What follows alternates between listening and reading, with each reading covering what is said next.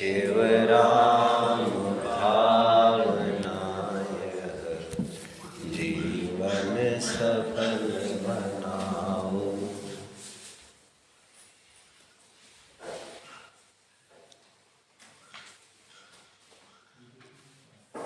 एक परिचित कहावत है गुजराती में, मानसनी परीक्षा पाटले नी खाटले। आदमी की यदि परीक्षा करनी हो तो दो प्रसंग है ऐसे जिसमें उसमें कितनी दम है, कितना पानी है उसमें, यह परखा जा सकता है।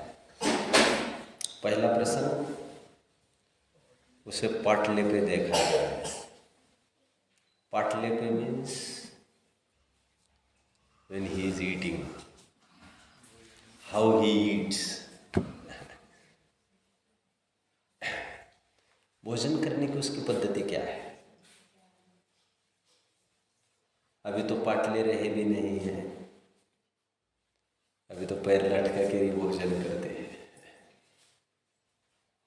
सब पैर लटका के ही चलता है।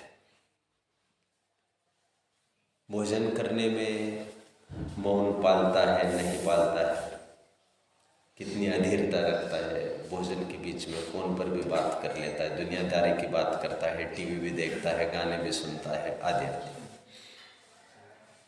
भोजन करते समय ये भी कहता जाता है ये अच्छा है, वो खराब है, इसमें नमक कम है, इसमें नमक ज़्यादा है, मुझे ये भी चाहिए, वो भी चाहिए, ये ठीक नहीं है, वो ठीक नहीं है, आदि आदि।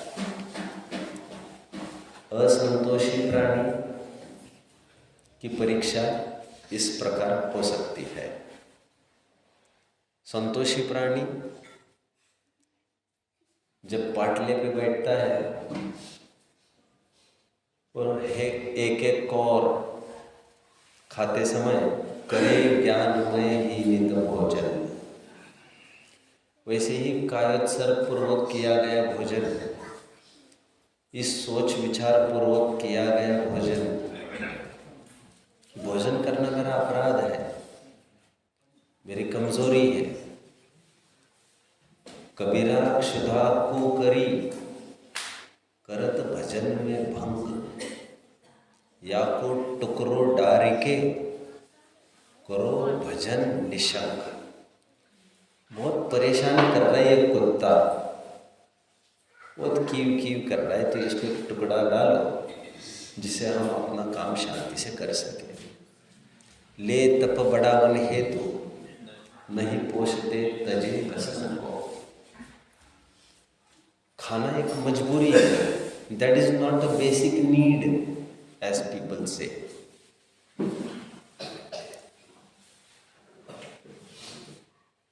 एक बात, वैसे मुनिराजों के आहारचर्या के 5 हेतु देते समय गर्त पूरण, अक्षमृक्षण, अग्निशमन, गोचरी, इस प्रकार 5 हेतु बताए हैं किस प्रकार भोजन करना, जिसमें उनकी निष्प्रह वृत्ति ख्याल में आती है। भोजन करने गए एक जगह, बस अंजुलि खोली और जितने में शंका उत्पन्न हुई कि यह प्रासुक होगा या नहीं, 46 दोष में से एक शंकित दोष, खत्म, विकल्प खत्म। अरे भूखे पेट ही जा रहे हैं आप। हमारा पेट ये नहीं है जो तुम देख रहे हैं, हमारा पेट विकल्प है, विकल्प की पूर्णता हुई, काम हुआ, अगेन ऑन ड्यूटी, शुद्धोपयोग के लिए। मानसनी परीक्षा पाटले एक, जिसकी चर्चा मुख्यता से चलेगी 4-5 दिन। मानसनी परीक्षा खाटली। आदमी की परीक्षा करनी हो यदि, तो जब भोजन कर रहा हो तब देखिए एक, और दूसरी बात जब वो बेड रिडन हो, अंतिम दशा उसकी चल रही हो, खटिए पर आ गया हो, तब उसको देखा जाए। असंतोषी प्राणी आलाप विलाप करता है, पुरानी पुरानी यादें तरोताज़ा करने के बहाने नातेरा रिश्तेदारों को बुलाता है, अंतिम इच्छाओं के नाम पर बची खुची जो वो समझता है। बात बाकी वस्तु स्वरूप विचार करें तो ऐसी कोई ख्वाहिश उसकी बची नहीं है। अनंतो बार अनंत चीज़ें भोगी है। भुक्तो जितोर मुहुर्मोहान मया सर्वे विभुर्गला उच्छिष्टेषु तेष्वद्य मम विज्ञस्य का स्पृहा। जैसे दोपहर में भी बात आई थी, कितनी ही बार ग्रहण करके वमन की है चीजें। अभी ज्ञानियों को उन चीजों में क्या रस आए, सुराचिए इन क्षणों प्रसंग। अज्ञानी जीव स्वयं भी रोता है और उसके साथ नहीं हो लिए तो उन पर भी नाराज होता है। जाते समय कुछ करते नहीं बनता है, हाथ पैर पटकता है। विलियम शेक्सपियर एक इंग्लिश कवि हुआ है, आई एम वेरी सॉरी, उन्होंने 7 एजेस ऑफ मैन एक पोएम लिखी है, एज यू लाइक इट। उसमें बुढ़ापे की अवस्था का वर्णन करते समय मैं दौलत राम जी गुज्जन जी की ओर आ रहा हूँ। उन्होंने लिखा है, the last stage of a man which ends his strange eventful history। दशा कैसी है वो कह रहे, मियर ऑब्लिवियन। हिंदी में ही बोलता हूँ मैं, बिना दांत के, बिना आँख के, बिना कान के, बिना सबके काम चलने लगता है उसका। मियर ऑब्लिवियन कहकर कहते उसकी दशा कुछ ऐसी होती है, वो सब कुछ भूलने लगता है और वो भुलाया भी जाने लगता है। कुछ समझ रहे हैं? उपेक्षित होता है दुनिया वालों से। ऐसे में बुढ़ापा बड़ा असहनीय हो जाता है लोगों को, और लोग उठते बैठते भावना भी भाते हैं, मरण क्यों नहीं हो जाता, मरण क्यों नहीं हो जाता। असंतोषी प्राणी की ये समस्या है। संतोषी प्राणी का जीवन तो अंतरंग जीवन है, वो जानना ही अपना जीवन समझता है। व्यापार के रूप में परिणाम ही अपने शुभ अशुभ शुद्ध भाव ही एक व्यापार के साधन है हमारे लिए, वही हमारा जीवन है। शुभ अशुभ भाव ये हमारा मरण है, स्वरूप की स्थिरता ये हमारा जीवन है। इतना ही वो जीवन मरण की परिभाषा समझता है। बाद बाकी हर आने वाली एक समय की पर्याय अगले समय में विला जाती है। अकलन स्वामी इस न्याय से कहते, आविची मरण तो प्रत्येक समय में ही हो रहा है। आई हुई पर्याय लौट कर, गई हुई पर्याय लौट कर फिर से नहीं आती, यही मरण। कुछ साधना चाहे तो साध लो। संतोषी प्राणी मरते समय हाथ पर पटकने के बजाय और अपने समीप आने वालों से भी कुछ ऐसी ही मांग करता है कि वे उल फिजूल बातों को कहकर वो उसका महत्वपूर्ण और कीमती समय जाया न करे। परम ब्रह्म की अब रटारट मेरे चिदानंद रस की गटागट में, यहाँ आज रोने का क्या शोर, मेरे हर्ष आनंद का जोर है। निरंजन की कथनी सुनाओ मुझे, नहीं और बतिया बताओ मुझे, ना रो मेरे पास इस वक्त में, मैं तिष्ठा हुआ हूँ खुशहाल खुश वक्त में। जरा रोने का अब तमुल करो, नजर मेहरबानी की मुझ पर धरो। आप मेरे ऊपर इतना उपकार करिए कि कम से कम यहाँ पर अश्रुपात मत करिए। जरा रोने का अब तमुल करो, control your self, this is not the time. स्वयं संबोधन दे रहा है लोगों को, लोग संबोधन के बहाने आ रहे हैं और डर डर के परेशान हो रहे हैं। और वो ये कहता जा रहा है, प्लीज कंट्रोल योर सेल्फ। मरण प्रकृति शरीरी नाम।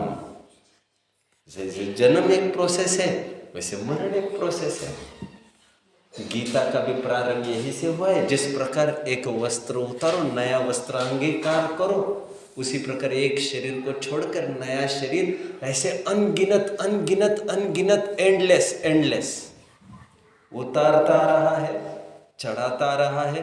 किसके लिए रोना और कितना रोना, और फिर होगा भी क्या, और फिर याद सुनता कौन है यहाँ पर तुम्हारे, शाश्वत उपाय क्या है उसका। जरा रोने का अब तमुल करो, नजर मेहरबानी की मुझ पर धरो। न रो मेरे पास, उठो यहाँ से सब कुटुंब, तो जो मोह मिथ्या तो का भय विडम। Get lost. यहाँ से निकल जाओ आप लोग, आपके बस की नहीं है। श्रीमद् राजचंद्र जी ने अपने जीवन के अंतिम पड़ाव पर, किसी ने पढ़ा होगा यदि उनके जीवन को, तो उन्होंने अपने भाई को ये कह दिया कि अभी मेरा टाइम आ गया है साधना का, क्योंकि अंतिम समय में साथ में कोई नहीं चाहिए।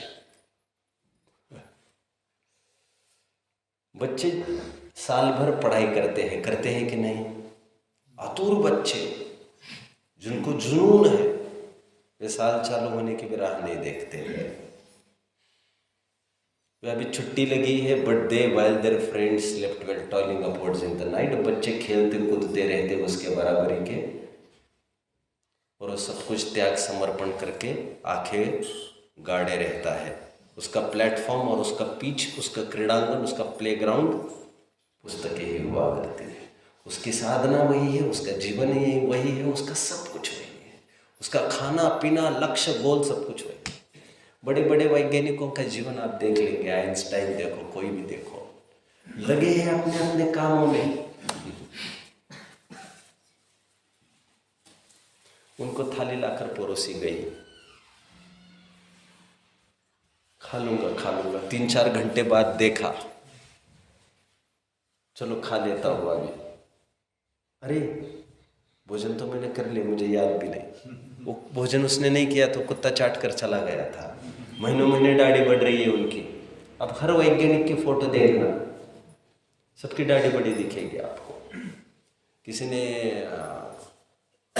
जूते पहने भी है, किसी ने बटन ठीक से लगाए भी है, नहीं भी है। उनको कहा होश, जो खोज ही जिनका जीवन है, उनको कोई होश नहीं है क्या करना क्या नहीं करना बाहर का। आर्किमिडीज नाम सुना है?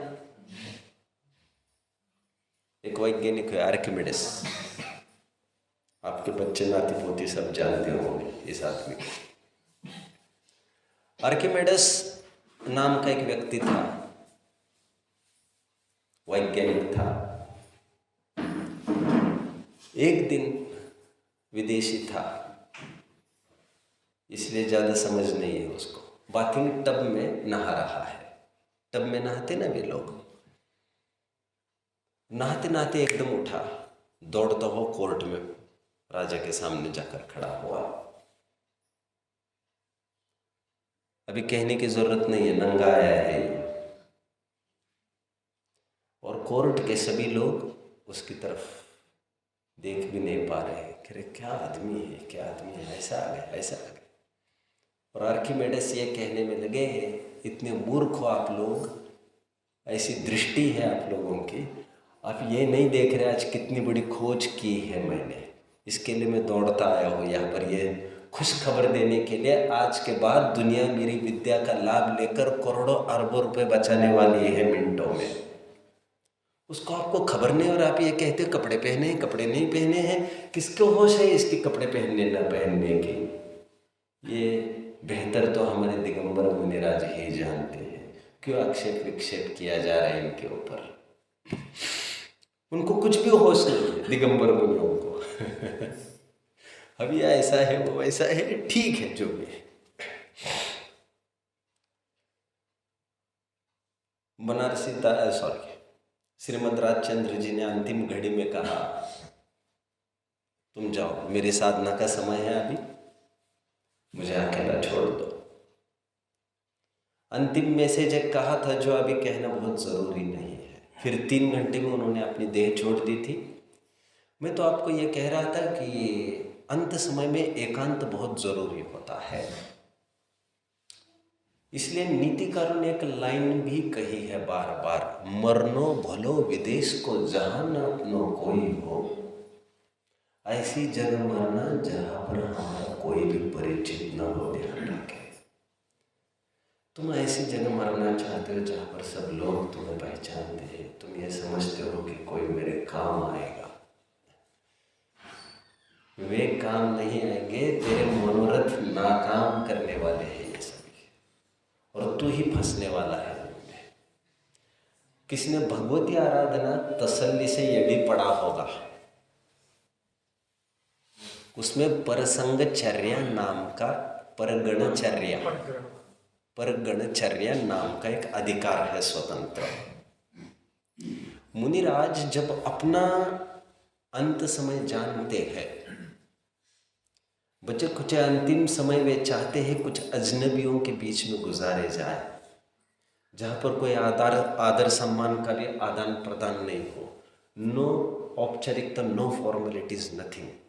जहाँ पर उन्होंने अपना पूरा करियर खड़ा किया है, विचार करो, जहाँ पर पूरा करियर चमकाया उन्होंने जीवन भर। जिस आचार्य ने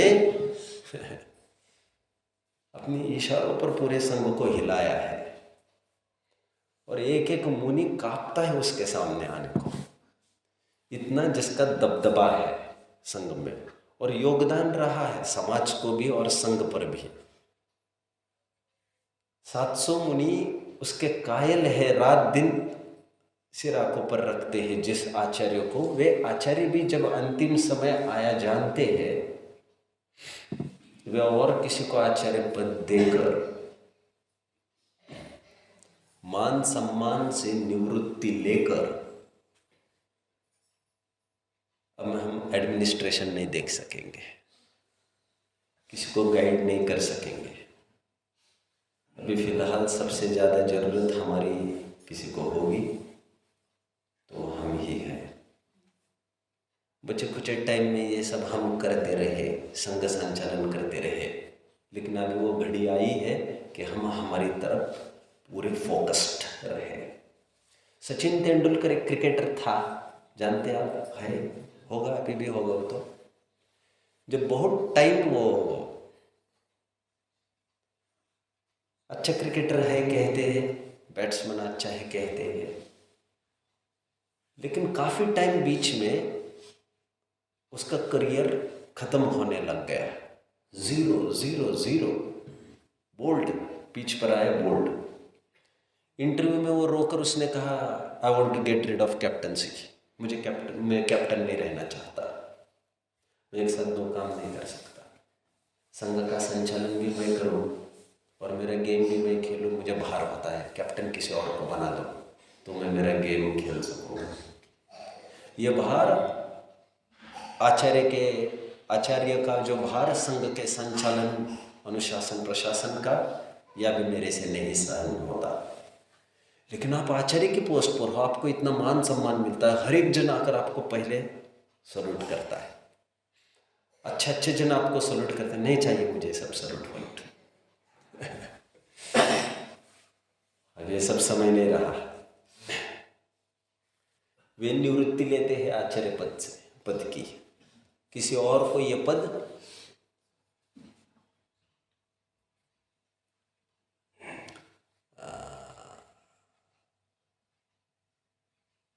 पकड़ा देते हैं। आप समझ रहे हैं मेरी बात को? मुझे वर्ड नहीं समझ में आ रहा है, क्योंकि कोई सहजता से आचार्य पद लेने के लिए तैयार नहीं हुआ करता, क्योंकि ये जोखिम और जिम्मेदारी का पद हुआ करता है। ले लो ले लो ले लो ले लो ले लो ले लो। नहीं साहब, आत्मकल्याण थोड़ा सा हमारा इसमें रुक जाएगा। नहीं, ले लो ना ले लो ना, नहीं रुक जाएगा प्लीज़। आप और कोई बात कहिए, ये आचार्य पद मुझे मत दीजिए, ठीक है? फिर हम सोच रहे थे कि अपने जीवन का अंतिम पड़ाव पर अपनी साधना करें, लेकिन आप तैयार नहीं हो तो ठीक है। फिर आप ऐसी कोई साधना करना चाहते हो अभी?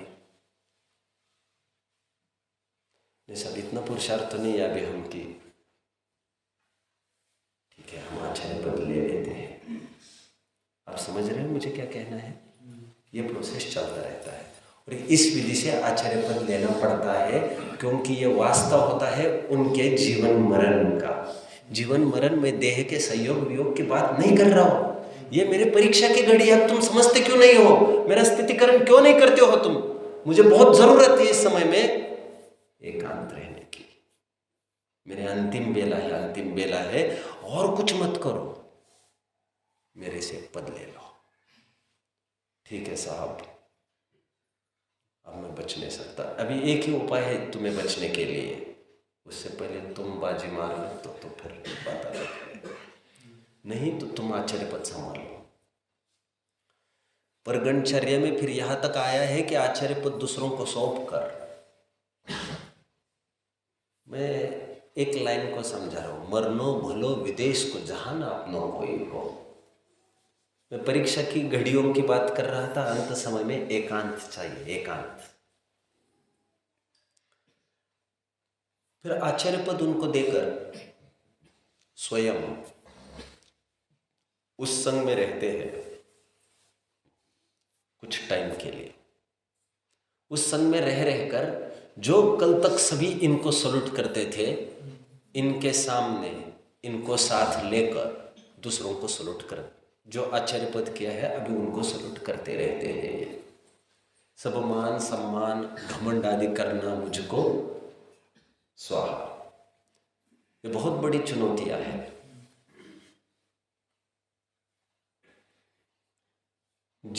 जो आज तक हमारे सामने रात दिन खड़े थे ऐसे, अभी उनके सामने ऐसे खड़े रहते, उनकी वैयावृत्ति करते हैं, उनके आदि प्रसंग पड़े मल मूत्र आदि भी उनको क्षेपण करना सब कर लेते हैं अभी, क्योंकि इनको अपना काम साधना है अभी।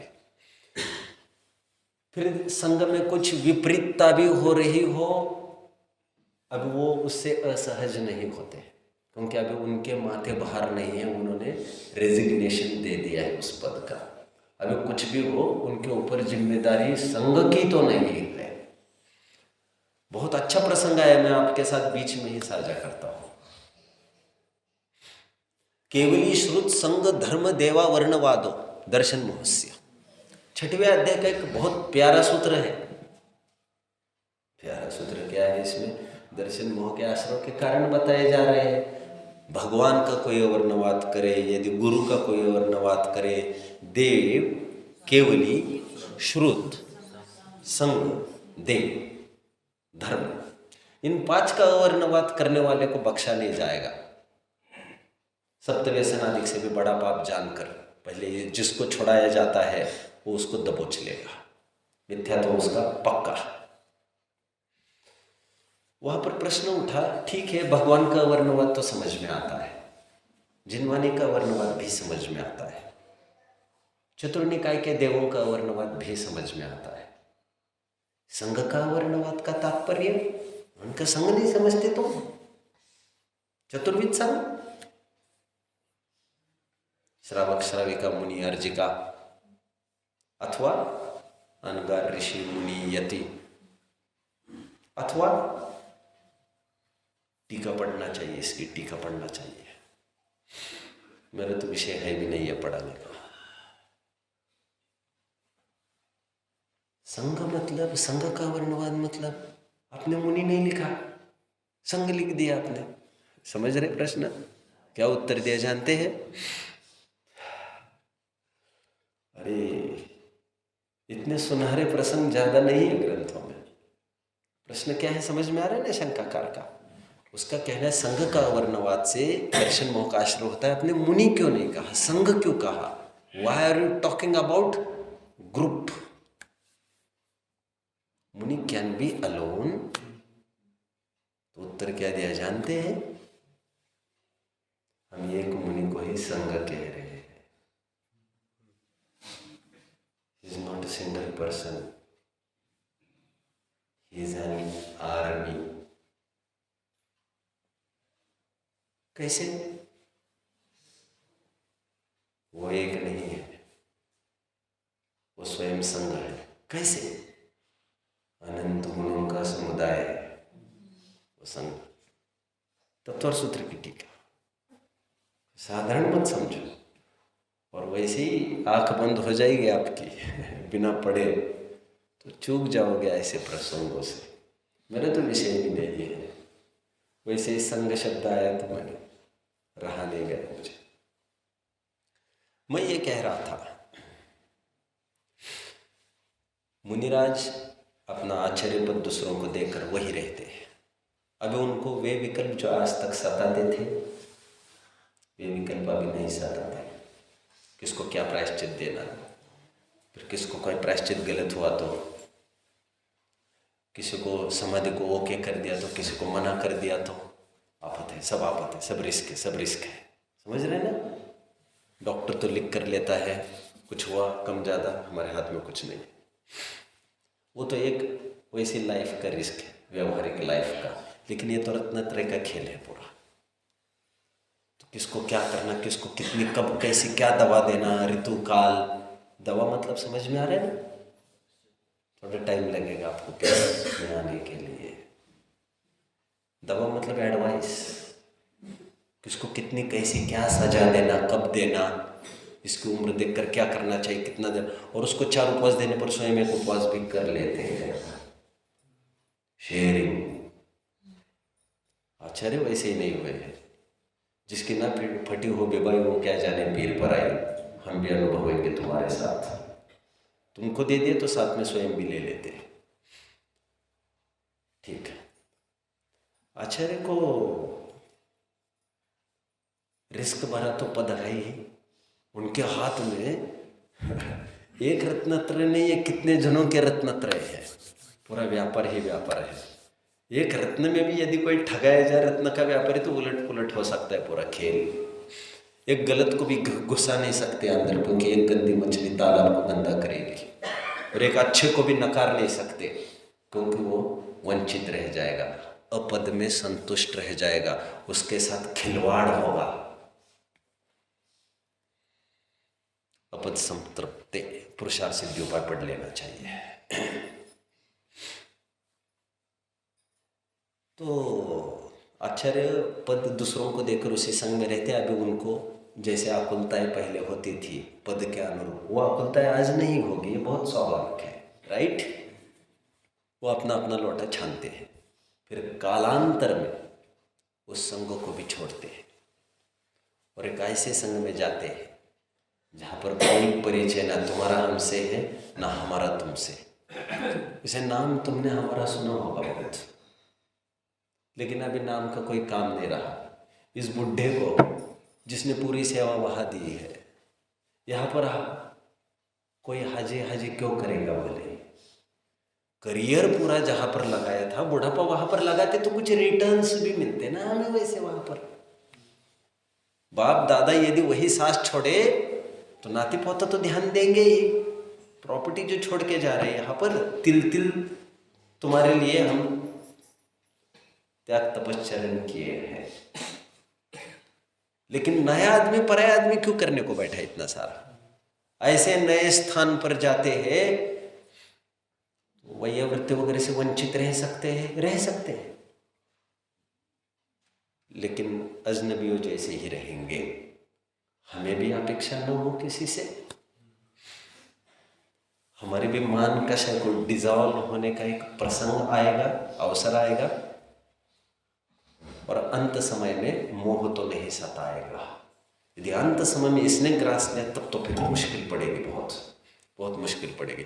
धरसेन आचार्य ने जब अंतिम विद्या अपने दोनों शिष्यों को दे दी, पुष्पदंत और भूतबली को, 5 साल लगातार, रात दिन तो मैं नहीं कह सकता, लेकिन यदि अतिशयोक्ति करनी है तो मैं कह दूं, रात दिन जिन्होंने ठोक ठोक कर घट घट काट खोट, अंतर हाथ पसार के बाहर मारत चोट, रात दिन जो धरसेन आचार्य पुष्पदंत और भूतबली को षटखंडागम की विषय वस्तु परोस रहे थे,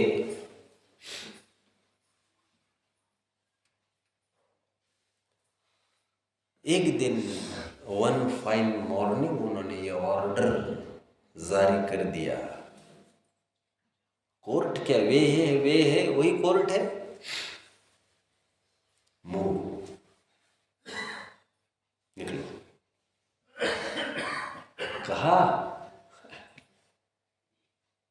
अरे तुम किस धोखे में हो, तुम क्या ये सोच कर आए हैं जीवन ये लगाएंगे, तुम्हें पर्टिकुलर मिशन के लिए बुलाया था, मिशन इज ओवर, जाओ। सब कब जाना है, निकलो। टिफिन विफिन पैक करने का तो कोई सवाल ही नहीं है यहाँ पर।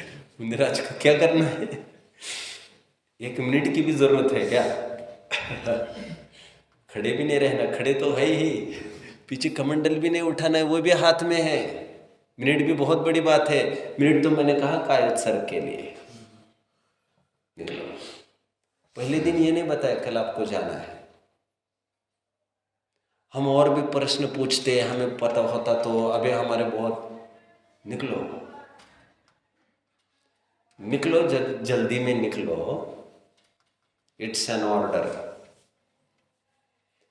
गए 5 दिन, जहाँ पर पहुंचे अंकलेश्वर वगैरह, चौमासा प्रारंभ हुआ, और पलट कर देखा पीछे का पन्ना, तो पन्ना का नायक गायब।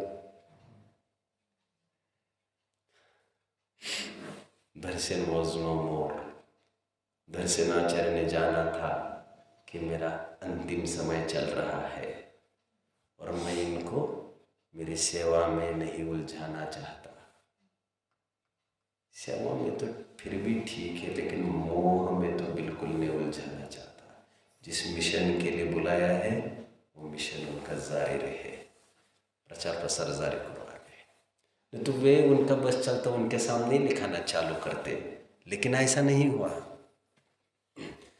तुम और हम यहाँ पर जिनवानी की सेवा के लिए मिले हैं, हमने आपको हमारी सेवा के लिए नहीं बुलाया है यहाँ पर।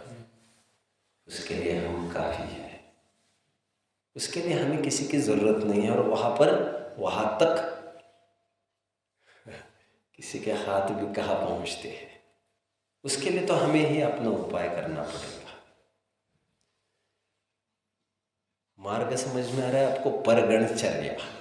समाधि के काल में मुझे यदि ये मोह सताया कि ये दोनों बच्चे ही हैं और इनके दुख को देखकर कहीं मैं दुखी न हो जाऊं, समझ रहे हैं? ये तो बच्चे ही है, क्योंकि इनको ये लगेगा 5 साल जिन्होंने हमको पढ़ाया ये छोड़ के जा रहे हैं, इनका अश्रुपात मेरी पूरी नैया डहा देगा। इनको पहले निकालो यहाँ से। मरण बिगड़ना नहीं चाहिए। सबसे बड़ा अपशगुन यदि कोई होगा तो मरण बिगड़ने का है। 4-5 दिन में जितनी चर्चा करनी है करूंगा ही।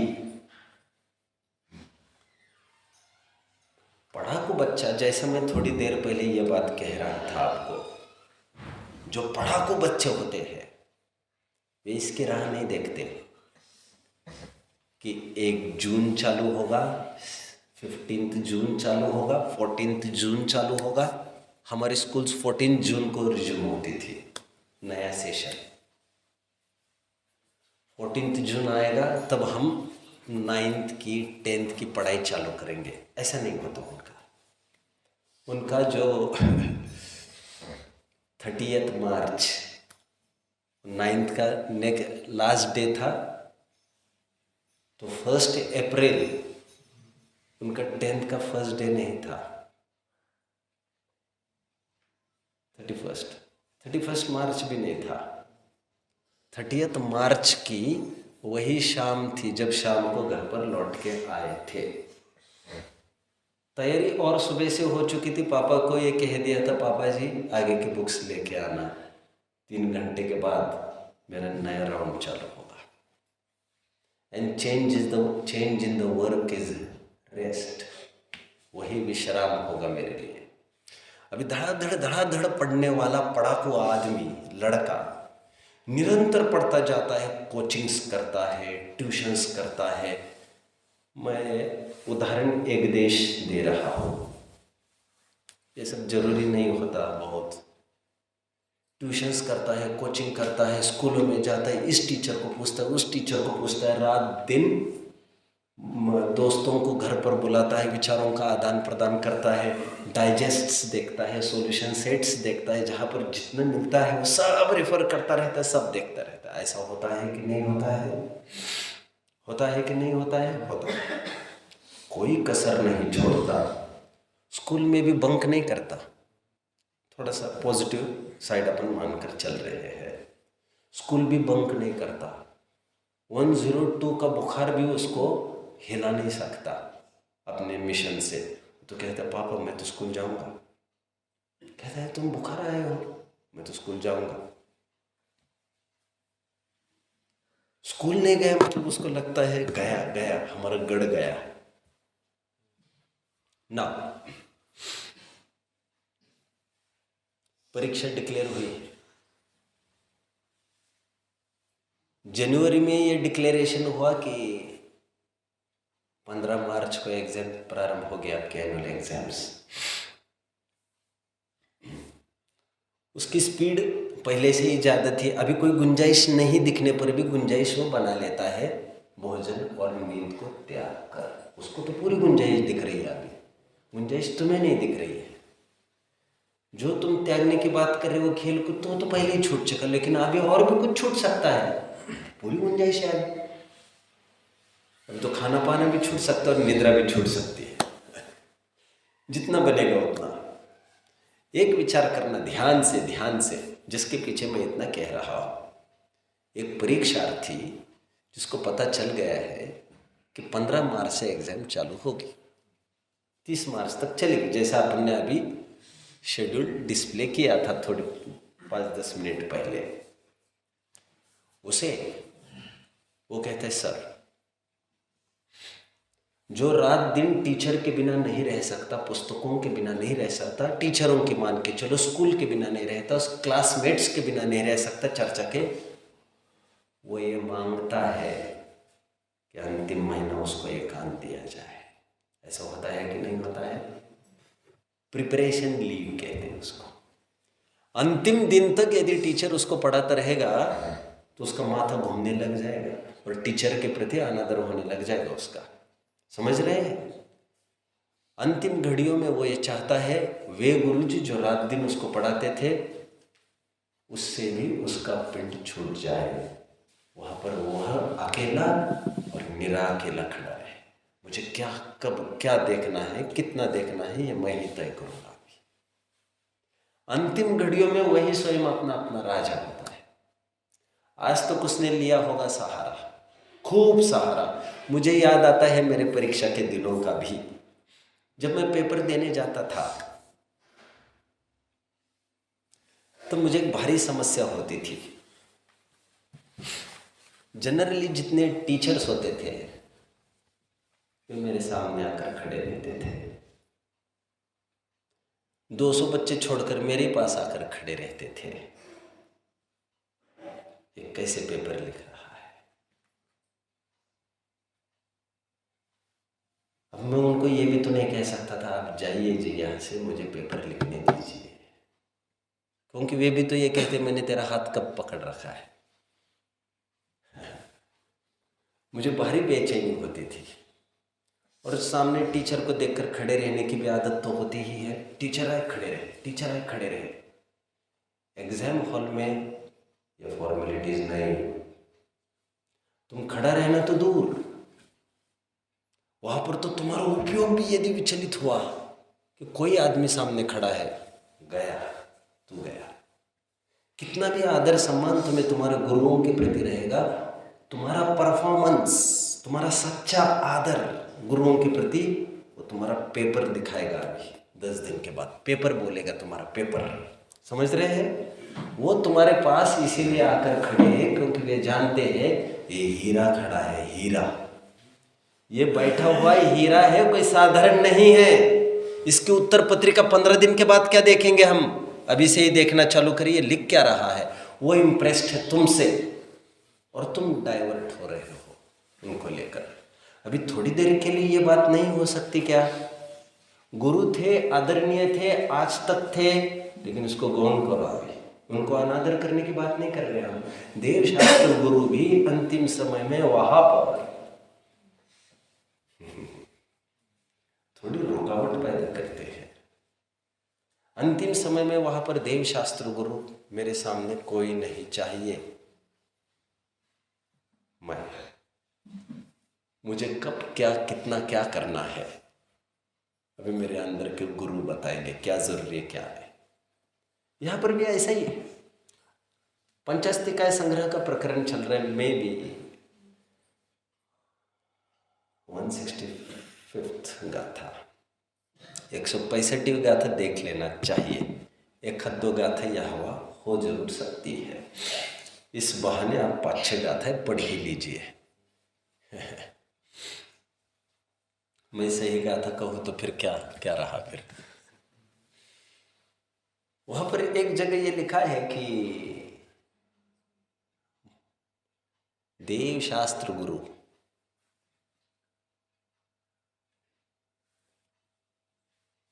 अथवा उनके प्रति हमारी भक्ति एक ही बात है।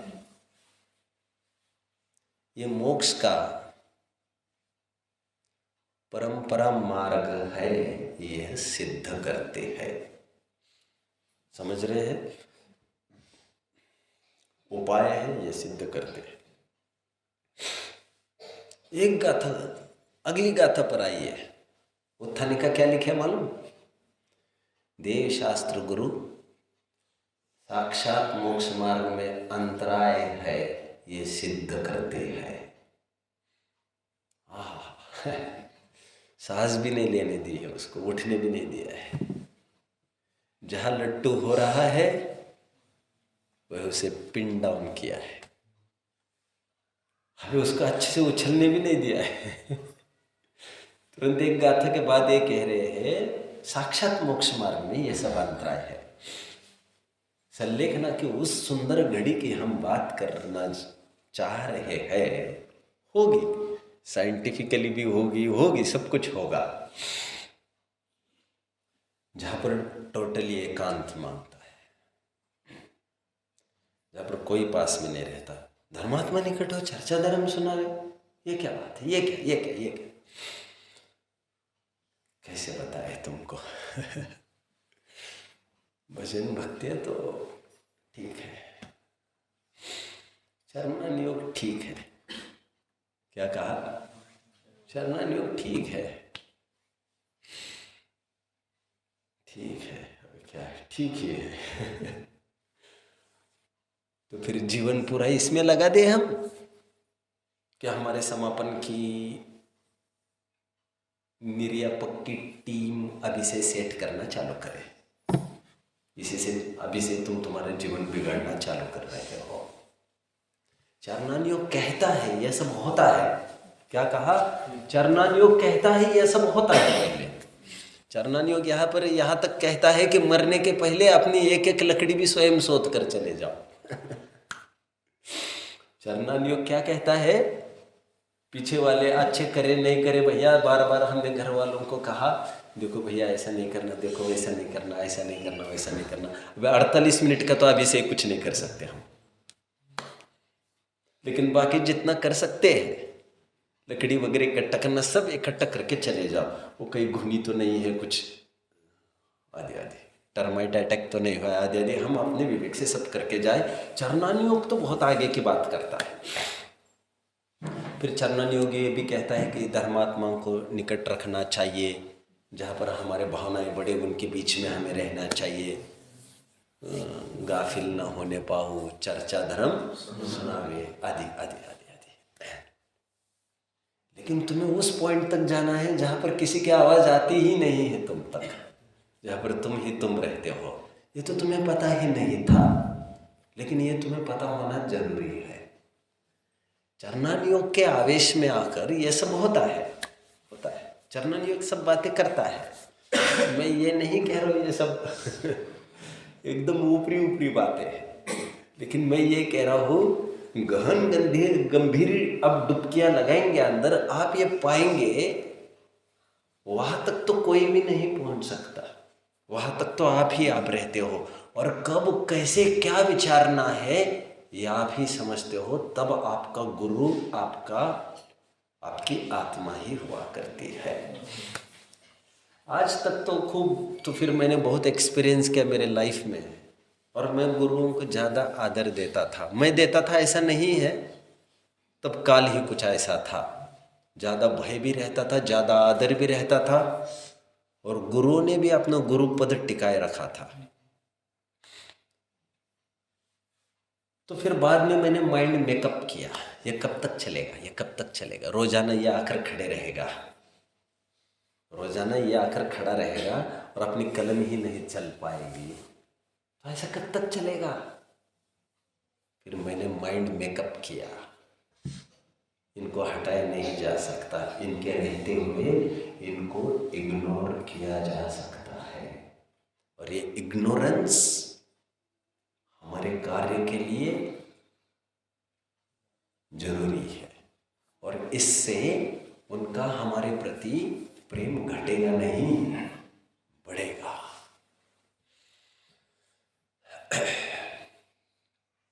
परीक्षा 1 महीने पर आई है, वो बच्चा चाहता है कि मुझे सबसे मुक्ति मिल जाए, ट्यूशन्स, कोचिंग्स, सब कुछ। पुस्तकें उसके पास जरूर रहती है, क्योंकि नित्य बोधिनी है जिनवानी। पुस्तकें हम हरदम उसके पास रहेगी, गुरु उसके पास हरदम जरूरी नहीं है। पुस्तकें भी उसके पास इसलिए जरूरी है कि जब मैं तुम्हारे पास आना चाहूं तब मैं आ पाऊं। तुम उछल कर मेरे पास नहीं आ सकते, मुझे जब जरूरत लगेगी तब मैं सोचूंगा। बड़ा मैं हूं, जब मुझे उपाय की गरज लगेगी तब की बात है, नहीं कहीं उपाय की जगह अपाय ना हो जाए। मतलब हमें ही सब एनालाइज करना है, तब किसकी मात्रा में कहा कितना क्या प्रयोग करना है। आप समझ रहे हैं बात को? ठीक है, संलेखना और कुछ नहीं, ये विधि है जीवन के समापन में एकांत रहने की। क्योंकि यहां पर आज तक जैसा ऊंचा काम नहीं किया है, देवशास्त्र गुरु की भक्ति से भी ऊपर का काम ये आपको करने की एक यहाँ पर एक अवसर दिया गया है। 2 बातें कहूँगा फिर मेरा टाइम पे पूरा हो जाएगा। जीवन में एक ही बार ये प्रसंग आता है, इसमें वंस मोर का ड्रामा होता नहीं है, ना ड्रामा का वंस मोर होता है, ना वंस मोर का कोई ड्रामा भी होता है। ये चीज़ें बार बार मौका नहीं देती हैं। एक बार गया गया। दौल समझ सुनचेत सियाने, काल वृथा मत खोवे, बोलो फिर मिलन कठिन है जो सम्यक नहीं हुआ। समाधि नहीं, फिर तो गया। अगली बार की तो बात ही नहीं करना। यहाँ पर तुम अभी पूरी कोशिश बनाओ, तो फिर हम विचार करेंगे। तुम बोलोगे यदि नेक्स्ट और एक टाइम देना, फिर तो टाइम मिलेगा नहीं तुमको। तुम पूरी कोशिश तुम्हारी लगाओ, तो फिर हम सोचेंगे टाइम। तुम्हें यदि तुमसे नहीं बना तो हम सोचेंगे। लेकिन तुम यदि ये सोचोगे कि हम सोच रहे हैं, तो हम तुम्हारी सोच को सोच कर उसको नकार रहे हैं, ये समझ लो तुम। ठीक है। सम्राट अशोक ने, किसी ने स्तंभ देखे होंगे उनके दिल्ली में। मैं तो घूमा फिरा नहीं हूँ कहीं, मैं तो पुस्तकों में घूमा फिरा हूँ। जिनवानी ही मेरा प्लेटफॉर्म है, वही मेरा पिच है। मैं कहीं बाहर नहीं निकलता हूँ। मैंने ऐसा पढ़ा है कि सम्राट अशोक ने कुछ स्तंभ खड़े किए थे, उस स्तंभों में कुछ उत्कीर्ण बातें हैं जो मैं यहाँ से बता रहा हूँ। उनके काल में कुछ ऐसा दस्तूर था कि किसी को मृत्यु दंड दिया गया है, तो मृत्यु दंड मान के चलिए दिया गया है अमुक दिन को, मान के चलिए रविवार को दिया गया। रविवार को सुबह सुबह एक आदमी आता था और बोलता था, जिसको आज जाना है, बादशाह सलामत ने हमें भेजा है। For what? आज तुम्हें मरना है, तुम भी जानते हो, लेकिन तुम्हारे 3 दिन बढ़ा दिए हैं। बहुत सुंदर अनुभव है ये। राजा अपनी तरफ से 3 दिन दे रहा है आपको। क्यों? जीवन में कुछ पाप तो किए होंगे तुमने। हाँ, उस किए पाप को तो मृत्यु हमारे हाथ में थी, तो हम तो प्लान भी कर सकते थे ये सब। तो 3 दिन हम तुम्हें दे रहे, फिर तुम्हें जाना है।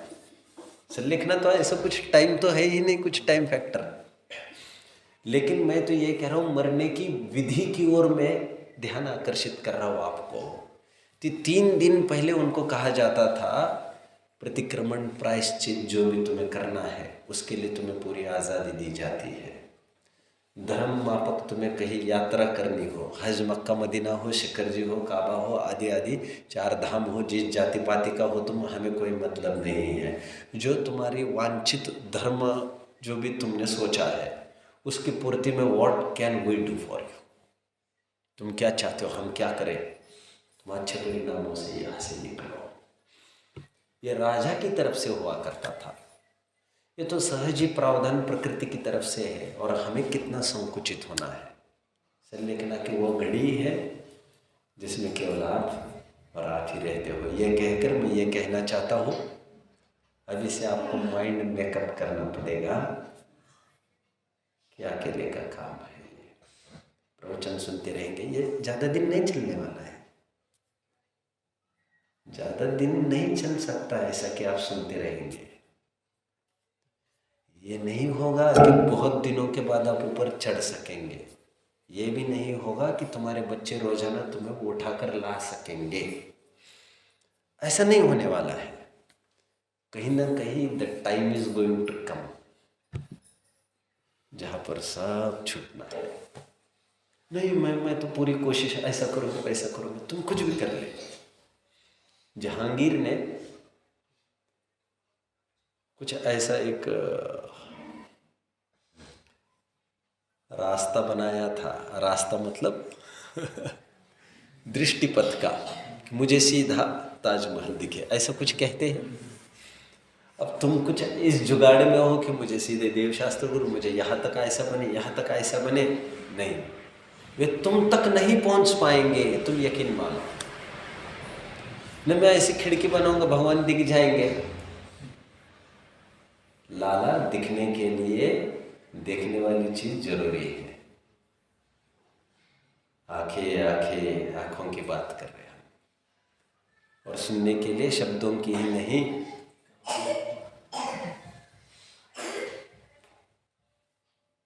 इनकी भी आवश्यकता है, कानों की। तुम तक कोई पहुंच कर आए ऐसा कोई प्रावधान तुम एक समय पर नहीं कर सकोगे। ठीक, अंतिम बात, जीवन में ये एक ही बार आने वाला प्रसंग है, इसकी रिहर्सल्स भी नहीं हो सकती। रिहर्सल समझ तो, रिहर्सल मैं मराठी भी जानता हूँ, इंग्लिश भी जानता हूँ, हिंदी थोड़ी कम जानता हूँ। मराठी का वर्ड मैं कहूँ तो रंगीत तालीम, what do you call, I don't know, तालीम, तालीम। वैसे रिहर्सल तो बहुत यूज्ड वर्ड है वैसे, अभी थोड़ा बहुत तो ठीक है। इसकी रिहर्सल नहीं हो सकती कि फिर नेक शूट होगा, वंस मोर होगा, ऐसा नहीं है इसको चांस। गया तो गया। आप एक काम कर सकते हैं, हमारे एक दिन एक जीवन जैसा है ऐसा आप सोच सकते हैं। निद्रा की ओर बढ़ते हैं हम तो आप ये मानकर चल सकते हैं हम मरने की ओर बढ़ रहे हैं। साहित्यकारों ने कहा भी नहीं है, निद्रा को छोटा मरण कहा है, मरण को बड़ी निद्रा कही है। इस प्रकार दोनों को इंटररिलेट भी किया है। मैं कोई हवा में ही तीर नहीं चला रहा हूँ, नीतिकारों का बल है मेरे पास। जो एक दिन हम जी रहे हैं, हम ये मानकर चले कि अभी हम मृत्यु की गोद में जा रहे हैं। हम मरने के पहले जो जो अभ्यास कर सकते हैं वो क्यों न हो, हम दिन के अंत में वह सब अभ्यास करें। 1 घंटा 2 घंटा जिससे जितना जैसा बने, स्वयं को भी आजमाए, स्वयं के वैराग्य को आजमाए। अकेला तो है ही जीव, शुभ अशुभ कर्म फल जेते, भोगे जिय एक ही तेते, सुतदारा होए नसीरी। अकेला चलो रे भाई, Rabindranath Tagore, walk alone, walk alone. अकेला चलो, गीतांजलि का होगा, मैं ज़्यादा नहीं जानता। ये हम आजमाइश कर सकते हैं एकांत रहने की। रोज आया हुआ दिन हमें एक रिहर्सल दे रहा है कि कैसा होगा तुम्हारा समापन जीवन का। मैं ये नहीं कह रहा हूँ रोज प्रैक्टिस करने वाले वहाँ पर सफल हो ही जाएंगे, लेकिन हमारे पास प्रयास करने के अलावा और कुछ चारा भी तो नहीं है। आशाओं पर ही तो आसमान टिका है, हम उम्मीद ही तो कर सकते हैं, होप फॉर द बेस्ट। तो हम अच्छी प्रिपरेशन करके हम उम्मीद कर सकते हैं, सहस्त्र संकट के बीच में भी हम वहाँ पर स्वयं को शक्तिशाली पाएंगे। समझ रहे हैं? आप स्वयं को असहाय, हेल्पलेस नहीं पाएंगे। इसकी रोज आप तालीम कर सकते हो। संलेखना जीवन के अंत में ही किया हुआ एक उपक्रम नहीं है, and all of a sudden हम तब कर लेंगे, ऐसा नहीं है, ऐसा कुछ भी नहीं। शेष ओम।